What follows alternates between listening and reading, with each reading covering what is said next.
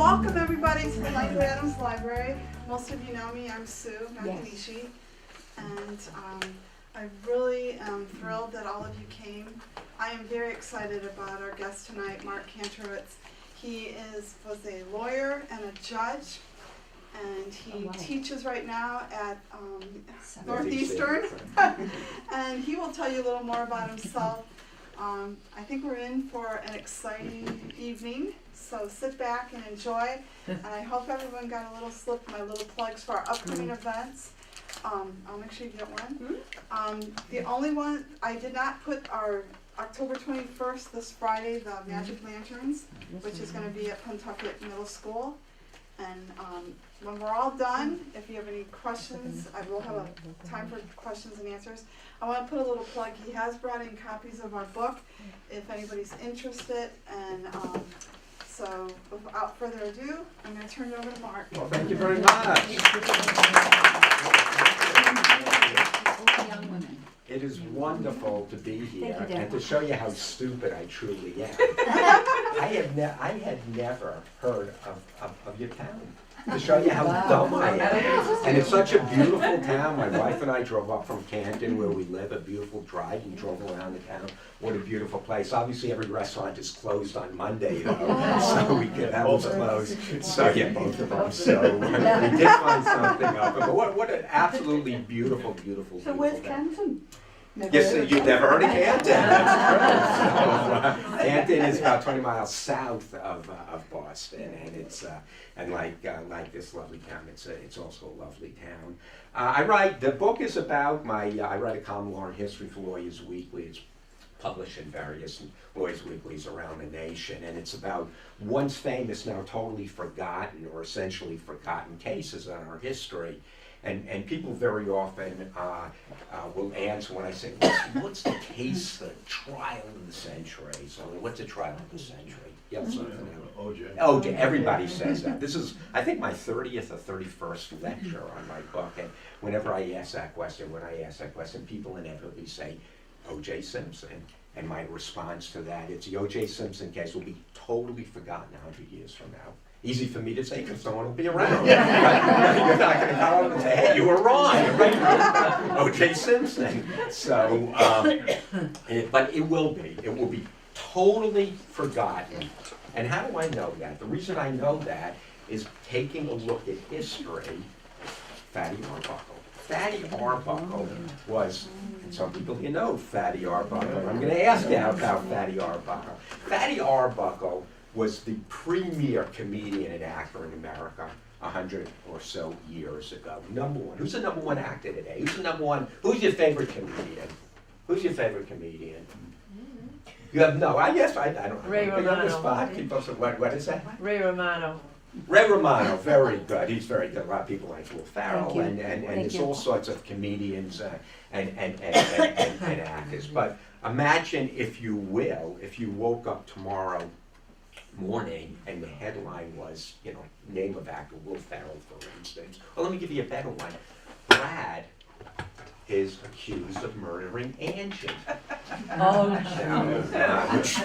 Given the events of the last few weeks, maybe a little more likely, a little less likely, I don't know. But how big of a story would that be? How big of a story would it be if Brad was charged with murdering Angie, or vice versa? Angie was charged with murdering Brad Pitt. How big of a story would that be? Big. Big, right, 24/7. Absolutely, 24/7. It would go on for years. The trial would be covered on live TV. After the trial, it still would be covered. Books and movies would be written about it. Yet in 100 years, it would be totally forgotten. Because that's what happened to Fatty Arbuckle. Fatty Arbuckle, the number one comedian at his time, and he's charged with the rape murder of Virginia Rapp, who changed her name to Virginia Rappé. And to show you how big he was, back around 110 years ago, with the average salary was about $4,000 a year. He was making over $1 million a year. Oh my God. Right? his car was so big, it had a bathroom in it. That's a big car, right? So he was recently separated from his wife. He was in Los Angeles filming. He decided he wanted to get away for Labor Day weekend, so he drove up to San Francisco. In San Francisco, he met a few friends who we knew, and they rented 3 rooms at a beautiful, luxurious, of course, hotel in downtown San Francisco. They rented 3 rooms. One was for Fatty, Roscoe. The other one was for his two friends, and the middle room was a party room. And it was going to be a party that was going to last the whole weekend, frankly, basically. And then he found out that Virginia Rapp was going to come to the party, and he was a little taken aback because Virginia, notwithstanding the fact that she'd been named like the upcoming starlet of 19, whatever, the early 1900s, she had a very, very questionable reputation. In fact, the story, probably apocryphal, but when I was doing my research, the story I came to that described her said that she had sexual relations with so many people at a studio and was spreading a venereal disease. They had to shut down the studio for 3 weeks. Now, let me just step back a minute. People who say, oh, the good old days. Oh, the good old, they were so much better, the good old days. Baloney. It was, if anything, they were worse. Cocaine use, drug use, it was crazy. I just wrote an article for the Patriot Ledger a few weeks ago about the current presidential race. And I said, if you think this is bad, it's nothing. It's nothing. You compare this, getting off track a little bit, you compare this race to John Adams and Thomas Jefferson, to Douglas and Lincoln, to Harrison, who stole the election, literally stole the election. It's nothing going on today. It's American history, right? And that's why American history is so much fun. But people will say, oh, the good old days, people were more moral back then. People were better back then. Cocaine use was abundant, certainly in Hollywood. Poorer people obviously would have a harder time, although alcohol abuse, that's perhaps the primary reason for prohibition, perhaps our greatest mistake in our nation's history, gave rise to organized crime. But one of the reasons was because of the great debilitating effect of alcohol on our nation. Not only that, domestic abuse, which came out of the abuse of alcohol. So you can kind of understand why people, did what they did back then. But if you think times are bad today, they're no worse than the good old days. So let's get back to Fatty Arbuckle. So Virginia Rapp, she changed her name to Rapp, had a tough reputation. Fatty was a little wary of her, but the party started, the party continued, and everybody's partying. Everybody's drinking, everybody's doing what everybody does. They go into other rooms to have sex. They're having a good old time. And then Virginia Rapp got, as she very often, sadly, got very, very drunk. And she had the reputation when she got very, very drunk. What did she do when she got very, very drunk? Hey, guess what she did when she got very, very drunk? I don't want to put you on the spot. Just take a guess. Anything. She threw up on herself. Anything. Right? Whatever you want to say. Was she more promiscuous when she was drunk? That was good. She would rip off her clothes. She would get drunk and she would rip off her clothes. So she gets. Doesn't? That's true. What else is there? We have that on film. Can we show this young woman over here? Right, and the camera is shining right over here. You find out what your mother's really like tonight. I already know. She already. I think one of you are going to have to leave. So she gets very drunk. She goes into Fatty's room. Fatty goes in, sees she's very, very intoxicated. He goes to the bar area in his room. He gets some water. He sprinkles it on it in an attempt to calm it down. And he's going to go out and get a doctor. Somebody comes into the room, And this woman who came into the room, Maud Delmont, was a professional witness. So if you wanted her to testify to anything, you would call her up and she would testify to anything. Most commonly in divorce cases, right? If you wanted to prove that your husband was screwing around, you would call her and she would come into court and testify. Her husband is screwing around, right? Not a woman with a great history of veracity. So she comes into the room. She had just recently met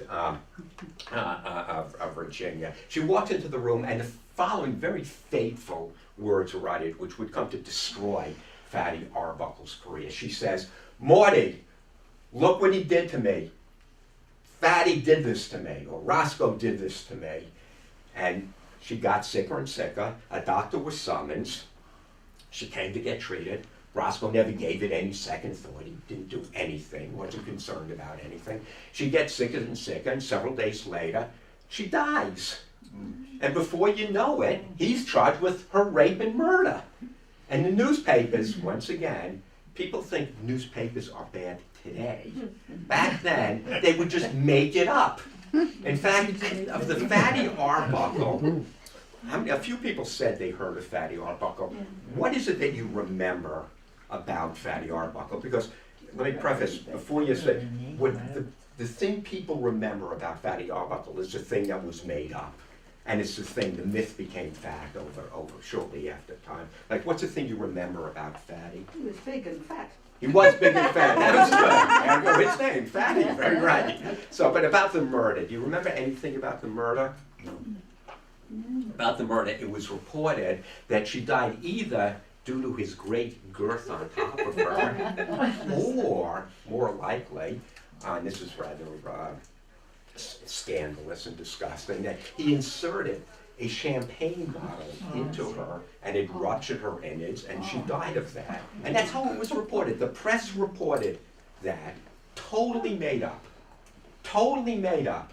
When the press, when Fatty went in and saw that she was sick, he goes to the room, he gets some water and sprinkles it on her. That story is turned into the press. He got a champagne bottle, goes over to her, and raped her. Totally made up. And my book is replete with other stories where the press totally made up. I don't have anything against the press. I'm a firm believer in the First Amendment. But all I'm saying is that the more things change, the more they remain the same. And back then, believe it or not, it was worse than it is today. Okay, back then, the New York Times, it would be comparable to the National Enquirer today. Okay, it's just, and if you, What year are we? you have to read my book. Read my book, you'll get everything you want to know about that. What year are we in? Well, right now When we're this 2016. This is the early 1900s, the start of Hollywood. Okay, so and the murder took place in like around 1918, 1919, around there. Okay, so Prohibition had just started. So notwithstanding the fact that Prohibition had started and you couldn't get liquor overflowed, certainly in Hollywood and certainly at that party. So it's reported that that he had raped and murdered her. He goes to trial. The first trial, a sensationalistic trial, lasts a long time. A lot of witnesses are called. And it's a hung jury, 10-2 for acquittal. And the two people who held out saying he was guilty, one of whom had a friend who worked for the DA's office. So people think, jury system is somehow rigged today. No. Back then, it was, a lot of people who sat on juries probably shouldn't have been. So in fact, that witness, that juror, before the trial had said to someone, I don't care what the evidence is, he's guilty. Now that's not a juror with an open mind, obviously. So they go to trial, it's a hung jury. What happens with a hung jury? It's a do-over. So Fatty, knowing that, his lawyers knowing it was 10-2, they mailed it in for the second trial. They just don't really, put their best effort in there. And this time it's another hung jury, this time for a conviction. So it was like something to something, but the majority voting to convict. So a do-over, the third trial. And then finally, Fatty's defense team got it right, and they tried the case. The jury hears the case, goes out and comes back in fill in the blank. How many minutes later? Just throw some. How many minutes later? How long did it take the jury to decide his fate? 30 minutes. What's that? 10. 30 minutes is a good guess. 10's an even better. Did you read my book? Did you read my book? So 10 minutes. And during that 10 minutes that they're finding him not guilty, they have time to write a note to the judge on the jury thing. You know, usually it says, is the defendant guilty or not guilty? What it said was, not only is the defendant not guilty, he's innocent. And we, the jury, hope that it will not have an adverse effect on his career. In fact, his career had been destroyed. Once it came out, it had been destroyed. All of his films were pulled. None of his films were shown anywhere. He couldn't find work. He had a lot of expenses, obviously. He lived a high life. His attorneys cost him a fortune, and he was really, really going broke. And notwithstanding the fact what the jury said, his career, in fact, was ruined. And what happened is that his good friend Buster Keaton, who was a famous comedian, I don't know if you remember Buster Keaton, said, look, you know, I'll try to find you some work, but you're going to have to write under a pseudonym. So he wrote under a pseudonym. His pseudonym was William B. Good. Good. So even he was, you know, he was a prankster even then. So he started writing, and finally, about 12 years later, Warner Brothers finally said, you know, you were innocent. We're going to give you an opportunity to come back, and they signed him to a contract. And he said that afternoon when he signed the contract, this is the happiest day of my life. And that evening he died in his sleep. So, interestingly enough, she probably, Virginia probably died of she had undergone a number of abortions, and she had probably died due to the ramifications or the effects of her most recent abortion, which was probably right around the time of that incident. So that's Fatty Arbuckle, the #1 comedian in America. During the Fatty Arbuckle trial, people woke up to the following headline. Now, every day the headline would be what's going on with Fatty. Fatty's case was knocked off the top of the newspaper for the following story. Let me go back a little. Who's America's most famous director? Spielberg, Scorsese. Say you wake up tomorrow morning, God forbid, you read this headline: Scorsese found murdered. How big of a story would that be? That's precisely what happened. William Desmond Taylor, the biggest director in America, the Spielberg, the Scorsese of his time. Yet 100 years later, he was murdered February 1st, 1922. 100 years later, or 96 years later, 94 years later, whatever it is, my math is obviously not very good. No one knows who William Desmond Taylor is. Notwithstanding the fact he was as big back then as Scorsese was today. William Desmond Taylor is the most interesting figure, I think, in my book. It's interesting to me because notwithstanding the fact that well, the reason it is interesting to me is that I handled a bunch of murder cases as a private attorney, about 24 murder cases, and his case is a murder case, obviously, and it's unsolved. And for the life of me, I have tried to put what happened, and I just can't figure it out, quite frankly. It was so mesmerizing a case that in the 1980s, a fellow professor out in Arizona called Bruce Long decided he's going to start a website called Taylorology. If you go to your computer tonight and plug in Taylorology, a 1,000,000-word document will come up. And it's every aspect of the William Desmond Taylor life and case. And he's a fascinating character. And I'll just tell you one very brief story to indicate how fascinating he was. He was born in Ireland. His father was British. He comes to America at around 18 years old. He winds up in New York. He's a very stately fellow, tall, good, you know, every woman was in love with him. Every guy wanted to be with him. He was just the Tom Brady of directors. Okay, for lack of, the best description I can give you. Someone who's just a likable person, a charismatic person. Everybody wants to be with them. So Taylor is married, has a young daughter, living in New York City. He owns an antique shop, which back then was big. Okay, he owned an antique shop on Fifth Avenue. That was big. So he tells his wife he's going to go to the Vanderbilt Parade Center on the island, And he goes out, and that's the last she sees of him. That's the last she sees of him. 10 years later, they're at a movie, the wife and the daughter. They're watching a movie called Captain Alvarez. And dashing on was the star of the movie. And his wife said to her daughter, "Oh my God, there's your father." He had wound up he traveled around America. He was painting gold in Alaska. He was in Colorado. He spent 7 or 8 years as a real nomad, traveling all over the place. He winds up in Hollywood, becomes an actor, and then decides he would rather direct than star in films, and it soon becomes Hollywood's #1 director. And he's starring in the films. Now, there's a cast of thousands who could have murdered him, frankly. And just let me tell you his last day on Earth. So his last day on Earth, Mabel Normand, who was the Tina Fey of her time, say, or Amy Poehler, or Amy Schumer, America's leading comedian. In fact, she was in a lot of Fatty Arbuckle films with Fatty. She and Taylor were very, very good friends.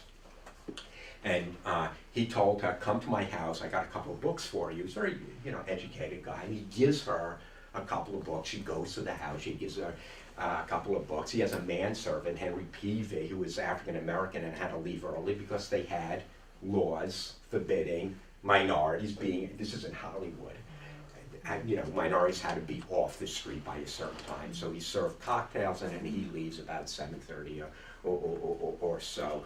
So Mabel's with him. They laugh. They have a drink, and then he escorts her to her car. Now he lives in Alvarado Court, which is where a lot of stars he lived right here in Alvarado Court. So he walks her right down here to her chauffeur-driven limousine, puts her in the limousine, and says, "I'll call you at 9 o'clock." She turns around, she blows kisses to him, and the car drives away. It's opined that the time that he took to walk down, the door was left open, and his murderer, who was in an alley here, slipped in and was waiting for him when he got back. The next morning, let me just cut back around, shortly after 8 o'clock, his neighbor, who's catty-corner to him, hears what she thinks is a shot. She says to her maid, "Did you hear that?" And the maid says, "Geez, I don't know." And she goes out and she sees someone coming out of William Desmond Taylor's apartment. And the person who comes out of the apartment, it's about a distance of where I am to where you are. And this, her name is Faith McLean, she sees his killer, right? The killer looks at Faith and then very calmly turns back as if he's ducking back into the apartment to say something to William Desmond Taylor. That's what Faith thought. He turned back like he was going to say something, and then walks out again, looks at her, and then goes down an alleyway. Okay, that was the person who murdered William Desmond Taylor. Now talk about a cool cucumber, right? You just commit this heinous act, someone sees you, and you have presence of mind to be so casual. Anyway, let's cut ahead 12 hours, 8 o'clock or so in the morning, Henry Peavy returns, and he walks in the door, and laying on the floor, as if he was asleep, was William Desmond Taylor. And Peavy looks a little close and says, "Oh my God, he's been shot," and starts screaming, and pretty soon, the cavalry is coming to find out what happened. In fact, a single shot had killed them, and the shot came right around here and comes up the back and kills him. And because of the alignment or misalignment on his jacket and his shirt, it looked like his hands could have been up, which would indicate robbery, right? Yeah. But the problem is that he had valuables on him, he had money on him, nothing was taken. Nothing was taken at all, so they quickly ruled out robbery.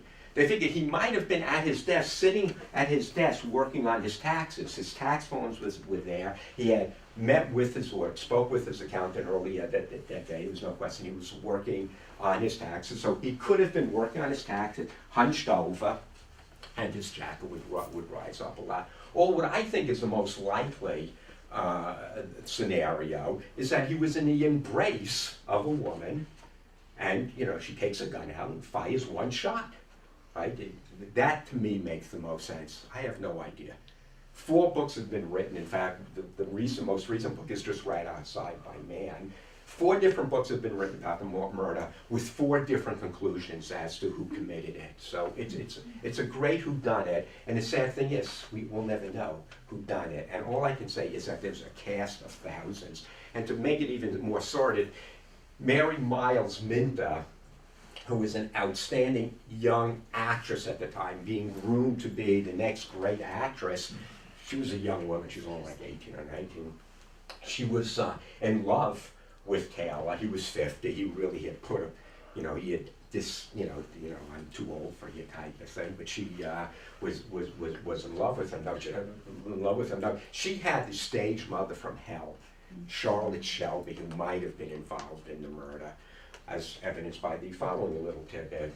She goes on set where Taylor and her daughter is and says for everybody to hear, if you don't leave my daughter, I'm going to, fill in the blank, kill you. Okay, so she was a real tough cookie. The problem is she did not fit the description of the person that Faith McLean saw. She was just, way too short. So I'm telling you, there's a cast of thousands who could have committed the murder. Hi, how are you? And I'll start over. I hate to tell you one of my professors did that for me in college. Okay, I won't be so mean.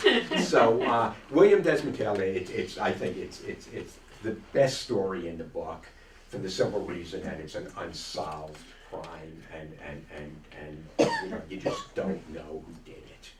And once again, I write about different stories in the book where there were unsolved crimes where you know who did it. You just wasn't proven who did it. In other cases, you just don't know who did it. The death, the murder of the beautiful cigar girl in 1841, early 1840, in New York City. A beautiful woman. John Anderson opens up a tobacco store on the Lower East Side, and he says, I'm going to do something very European that's not done in America. And this is what he did. I'm going to hire the most beautiful woman to work for me at my store, in the hopes that people, in 5 points, that people are going to come in, be so enthralled with her beauty, it's going to be great for business. It was that and more. It was that and more. And people came in including Edgar Allan Poe, and when she winds up getting murdered, he fictionalizes it. He calls it the murder of Marie Roget. Not her name is Mary Rogers. He changed it to Marie Roget, and he puts it in Paris as opposed to New York. Other than that, the story is basically very, very true. Beautiful woman. She disappears, and it's, once again, it's great who done it and who knows who done it. I talk about a little about it in the book. I'm going to jump ahead, because my time is starting to run out, about Ed Gein, the famous Ed Gein, who no one has ever heard of. Now, when I was teaching law, I teach law school. I was teaching law school class about a year or so ago, and I just happened to, one of my classes mention Ed Gein, and 2 young ladies shot him and said, we know who Ed Gein is. And I said, how do you know? And she said, well, we're from Wisconsin. And I'll tell you why this is important. So Ed Gein grows up in the 40s, and he's with his, he's married. His father is a very weak man. He's got an older brother, and once again, the mother from hell. Augusta Gein was the type of person who thought all women are evil and all men are evil. They're all evil. They're all after the same thing. They're all evil. Sex is only to have children. She had 2 children. She wanted 2 girls. She had 2 boys. She was even more miserable. To get away from the influence of small town America, she moves out to Plainfield, Indiana, or Wisconsin. I always mistake it, Wisconsin, and buys a farm in the middle of nowhere. Now, there's no electricity there. There's no indoor plumbing there.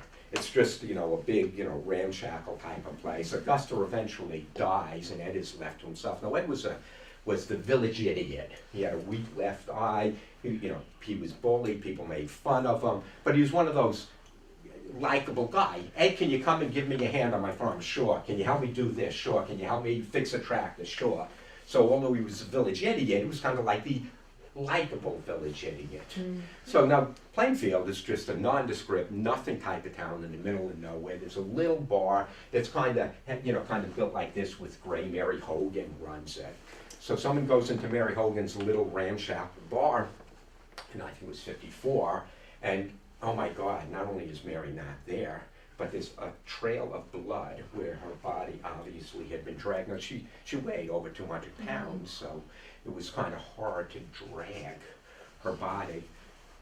Who killed Mary Hogan? Who knows? A year later, who killed him? The newspaper. Who killed Mary Hogan? 1 year anniversary. Who knows? 2 years later, who killed Mary Hogan? Who knows? It's a great mystery. Meanwhile, deer hunting season, November, starting in Wisconsin, it's only for 9 days. So everybody's going to hunt deer. Ed goes into town the day before, goes into Warren's, like department store, small department store, and this is Bernice, the proprietor. I need some kerosene, you're gonna be around tomorrow, I'll need some, I'll pick it up. She says, yeah, I'll be around tomorrow, you can pick it up then. The next day, the whole town is closed for obvious reasons, because it's deer hunting season. Everybody goes out deer hunting.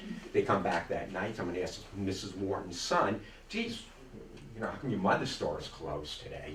And he goes, what? He goes running over there, tries to get in, the door's locked, finally gets in, and his mother's missing. And he says, oh my God, what's happening? And then they put two and two together. You know who was there around here yesterday asking about Ed Gein, that strange guy? So let's go talk to Ed Gein. So they go up and they go to his house. He's not at his house, he's at the next farm over where he's been known to get a warm meal and some companionship. He's eating there, and he goes in, and the cops go in. They say, Ed, can we talk to you? And he says, words a defense attorney like myself never want to hear. He says, is this about Mrs. Warden? Hello? So it took the police about 37 seconds to solve that murder. So they go back to Ed's house. Now, if you made a movie of this, you would not have to change anything. You would not have to change one iota. The police go back to the house. Now imagine, if you will, it's the Plains. There's a dark house on a dark night in the middle of nowhere. The wind is howling. They go into the house that has no electricity and no plumbing. And it's a pigsty.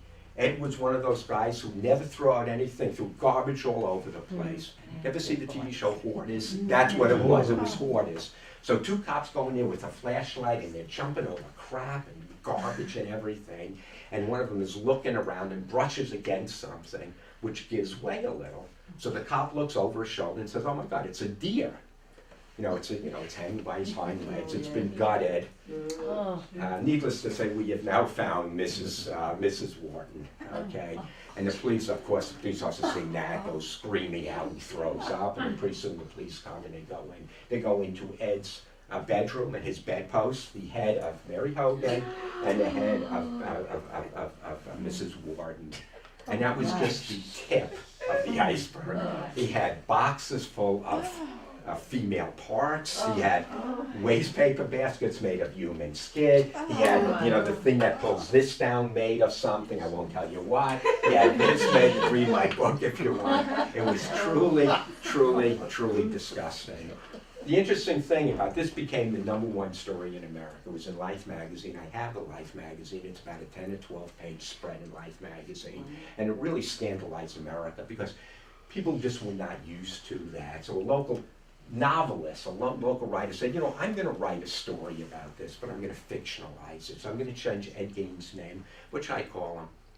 I'll call him Norman Bates. And I'll name my book Psycho. So Ed Gein is the real Norman Bates. He is the seed from which Nightmare on Elm Street, every slasher movie, Silence of the Lambs, every major story every slasher movie has as its origin Ed Gein.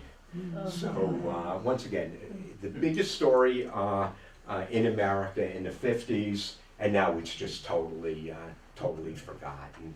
So once again, there's 30 similar stories to that in here, And a lot of stories you're going to come to the end, you go just like you just did. Oh my God, that's interesting. You know, who would have known? This is Lana Turner. Remember Peyton Place, Lana Turner, and this is her boyfriend Johnny Stompanato, who was a mobster for the Mickey Cohn crime family in Los Angeles. Yeah, if anybody saw that recent movie about 3 years ago with Sean Penn as Mickey Cohn, the only similarity between the movie and reality was there was a gangster named Mickey Cohn in Los Angeles. So they totally fictionalized it. In fact, in the movie, he doesn't go into jail or get in trouble for murder. In fact, he went to jail as Al Capone did for income tax evasion. So Johnny Stompanato used to slap around and beat up Lana Turner. Lana Turner was married about 8 times. She had numerous affairs with numerous people. The good old days. Everything was pure back then, right? So she really, and it was her daughter from her second husband, Cheryl Crane, who was she heard her mother arguing with Stompanato, and then Stompanato winds up getting a knife in the stomach, allegedly from Cheryl. Some people think it could have been Lana who did it. Who knows? But Cheryl Crane was charged with the crime. Interesting enough, he was a Marine who fought in the Pacific during World War II. So you would think that, he's obviously a very tough guy. He's a pretty interesting type of guy. So I hope you buy my book. I'll give you a great discount. It's going to $29. It's $24.99. So I'll be happy to sign it. And if not, thank you so much for coming and have a great day. Any questions?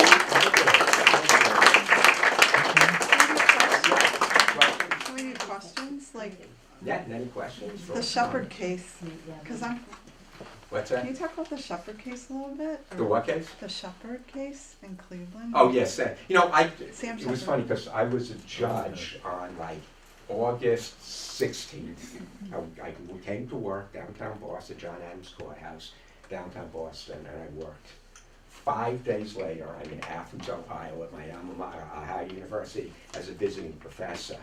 And I taught there last year, fall quarter. And interestingly enough, the course I taught was with this. And all of my students were your age, probably, so they were all very, very, very young. And the 2 cases I wrote about that involved Chicago were Dolly Mapp, who gave rise to one of the greatest, most seminal criminal cases in American history, Mapp versus Ohio, which extended motions to suppress to the states. So wherever in America someone's getting tried with a crime, inevitably the defense attorney's filing a motion to suppress the crime because the evidence was unlawfully secured. In every state court, thanks to Dolly Mapp, we have that right. Now, I'll just very briefly say, because he asked about Shepherd, I'm talking about Mapp. If Dolly Mapp were made a movie, Jennifer Lopez, J-Lo would play her. She's a beautiful woman, sexy, fast. She lived in Cleveland, which, believe it or not, Cleveland in the late 50s, early 60s was a hot town. There was a lot going on there. There was boxing there, and there was a guy who was a numbers runner, did some numbers. He wasn't paying tribute to the higher-ups, so what happens? They blow up his house, so they blow up the front porch of his house. So a few days later, the police are investigating, and they call up. They get a tip that the person who blew up the house, Virgil Ogletree, has a Dolly Mapp's house. Now, Dolly Mapp was known to the police. She did numbers and that minor type of criminality. So they go to the house and they say, I wish I had a piece of paper. I have a warrant for your apartment. She grabs a warrant, she puts it down her dress, the battle starts, and then they get the warrant. Interestingly enough, the warrant was never, in all the court cases that happened as a result of that warrant was never produced, leading some to opine that the warrant never existed. It goes up to the United States Supreme Court. The interesting thing as a tidbit, the person whose house was blown up said to himself, I'm getting in trouble here. They're trying to kill me. In fact, right before he's supposed to testify, they shot him with buckshot, but he survived. There was some pellets were still in his head. He said he had already done time in jail for manslaughter. He said, I'm getting the heck out of Cleveland. So he said he moves to Las Vegas, and what does he do? Well, I'm from Cleveland.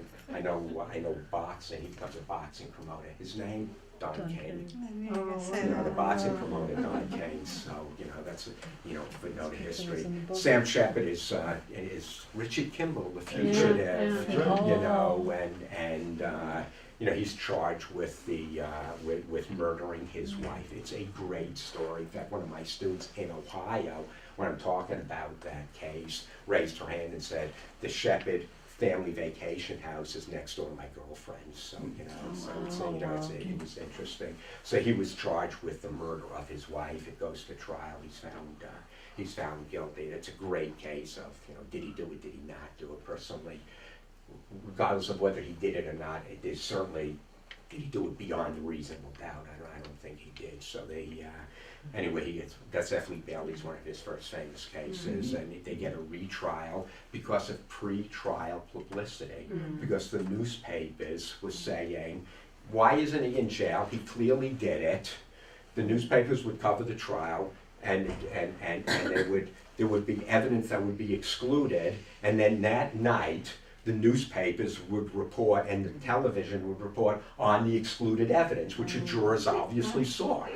So, in fact, I think in my book, I put murder and mystery, society, sex, and suspense were combined in this case in such a manner as to intrigue and captivate the public fancy to a degree perhaps unparalleled in recent annals. So it was from the Ohio court who wrote that decision. So it goes up to the United States Supreme Court. They said because of the horrific pretrial publicity that he was given a new trial and he was found not guilty. Once again, newspaper men just going in and out of the place, taking evidence, planting evidence, that happened. William Desmond Taylor, the studio, had found out about it. He sent some people up to take out any incriminating evidence, talk about locking down the crime scene. It did not exist. So that's a great, that is a great case, a Shepard case. I'm gonna date myself, but I went to Ball Wallace. Okay, sure. And when I played basketball, and one of my teammates lived in Bay Village. Yeah, sure. And that was the big thing. Yeah. And then my husband is from Berea, and ironically, it was still up until people still go by the house. Yeah, they do. It's funny. Just like in Plainfield, and those two young ladies in my law class who were in their mid-20s knew about Ed Gein. And just like in Ohio, people still talk about Shepard. It's just it's as if it happened yesterday. It is, and it's one. It's interesting. What I found very interesting is some cases become part of the American fabric. Some people become part of the American fabric, like Marilyn Monroe. Well, everybody knows who Marilyn Monroe is, but interestingly enough, who was the other blonde bombshell who coexisted with Marilyn Monroe, who nobody... Jane Mansfield. Very good. Jane Mansfield, that nobody knows Jane Mansfield. Al Capone, his name kind of has become part of the American fabric, but most other organized crime figures, have not, obviously. So it's very interesting how some people become part of America. Yeah. What about the Natalie Wood? Do you have any? Yeah, I didn't write about the Wood case. That's an interesting case. I didn't write about it because I try to confine myself to cases where people really did not hear of anyone. Like when I said Ed Gein, no one has heard about Ed Gein, but once I tell the story, people, that's interesting. But people really know about Natalie Wood, so that's a great story. Keeps coming up. Yeah, it keeps coming up. Yeah, and will we ever get the truth? Probably. Remember Carol Chessman? Who? Chessman? Yeah. So I think he was in Alcatraz too. Well, he was ultimately put to death. Yeah. So what was it for? What he actually committed? That's the whole question. Well, we'll look at Al Capone. He goes and does 11 years for income tax evasion, not for any of the murders. Yeah. Well, now you've got Errol Flynn on the front there. Yeah. And I remember my heart going pitter-patter for Errol Flynn when I was young. And that was his quote, wasn't it? He said he liked old whiskey and young women. Yeah, Errol Flynn was, the Harrison Ford or the Chris Evans of his He's the time. person for whom the phrase "in like Flynn." Very good. That's exactly right. That's where the phrase "in like Flynn" came from. And he was charged with statutory rape. I have a picture of one of the young ladies, and he's charged with the statutory rape of these two young ladies. Unquestionably, he did it. There is no question. He in fact did it, and he was found not guilty. of that. And in a later interview, he said, well, you know, my problem is I like my whiskey old and my women young. Now, the interesting thing about, one of the many interesting things about him, during the trial, that he's on trial for statutory rape, there's a little coffee shop in the area, and it's manned by this 15-year-old girl. See where this is going. So during his trial, he's putting the moves on her, and then subsequently starts going out with her. So to show you how celebrity still remains incredibly big, that, you know, once again, it's very dramatic. You know, how say you, Madam, Mr. Foreman, is he guilty or not guilty?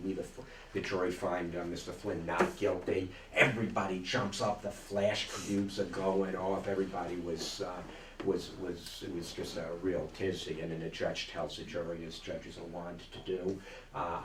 Thank you very much for your attention to the matter. I hope you enjoyed this case as much as I did. It's a rape case, and it was like entertainment. And that night, everyone goes out with the jury, so it was different times. Yeah. On that Ed Gaines case, did they identify who the other victims were? Yeah, it's very interesting because he always said that, he had a female, I left this out, among the many things they discovered was a female body armor that was made of female body parts, so that he can climb into and waltz around in. So, yeah, it was a woman. Interestingly enough, is that when the police, searched his ramshackle, disgusting house, there was only one room in the house that was immaculate, and that was his mother's bedroom. Which is pretty interesting. He was really so he very got caught gruesome. because he killed somebody nearby. Otherwise, these other people were strangers and nobody. Well, it's very interesting. Did he kill them, or did he just steal their bodies from the local cemetery? He always said the former. He always said that I didn't kill anybody. Other than, Mrs. Moore. When you have the heads in the room, it's hard to get them. But, he always said, and he passed a lie detector test, interestingly enough, to say he didn't kill anyone. It was just like a grave rob. Who knows? There were a lot of disappearing stories. Did he do it? Did he not do it? Who knows? Have you thought about writing another book? I write my column, Law and History, and my most recent column. If you go on my website, R MarcKantrowitz, and to get the spelling, you'll have to buy my book, .com, I put my latest columns on there. My latest column is, it's called The Jewish Murderer Who Married the Minister's Daughter, and it has to do with a bank robbery murder in Needham in the early 30s by these three fellows who happened to be Jewish. And one of them, Irv, married a minister's daughter from Natick, which kind of made it sensationalistic. And the gang had killed some people, I think, in Lynn and in Fitchburg. I can't remember. I just can't remember. That's my latest column. And I'm telling you, they really, the girl was not involved. The young lady was not involved, so it wasn't Bonnie and Clyde. But, he was just like those Midwestern, John Dillinger, Babyface Floyd, Ma Barker, those whole gangs, all those times that were happening in mid-America in the 30s. This case, it's maybe if he had a better last name, he would have been, he would have gotten greater fame. But it's a great story. My next story, which is Joan Webster. Remember Joan Webster? She was a Harvard art student who got off a plane in 1980 and was never seen from again. And that's a very interesting story. Probably Lenny the Paradiso probably murdered her. He's dead now. He raped and murdered other women. He probably murdered her also. And the name of my article is Malafemina, Evil Woman in Italian. That was the name of his boat. So if you want to read my column, just do that. I'm going to write another book. I'm not sure quite. I have an idea for like 5 or 6 books. I wrote a novel. When I got back from OU, I wrote a novel. It took me about 4 months. As per my wife correctly, so honey, you have to do a lot of re-editing and work on that novel. So I know that. So I may spend the winter just rewriting that, or I may work on another book. I'm not quite sure. That's what nice being retired. You have the freedom to do that. So anything else? Any other questions? No. Did you have any information or anything to add about the Jean-Benet Rams case? A friend of mine, Wendy Murphy, is an attorney, and Wendy, she's a good friend of mine, and she has all sorts of great theories. And I've gone out to lunch, and she's told me, and I don't know. She was here as a speaker several years ago. What's that? She was here as a speaker. Oh, well, several yeah, years she's ago. really very She engaging. came, we had a men's group at that time, she came talk to us. Yeah, she's very, very engaging speaker, and she's really at the forefront of victims' rights Yes. and female, with becoming, female sexual assault on campus. Wendy's been doing this for 15 years, so she's really at the forefront. So, in answer to your question, I don't. So I just don't. Great unsolved murder. No one, someone like me, will be writing about this in 80 years, and no one will know who she is. Okay, anything else? No? Listen, it was a pleasure. I loved coming here, so thank you so much.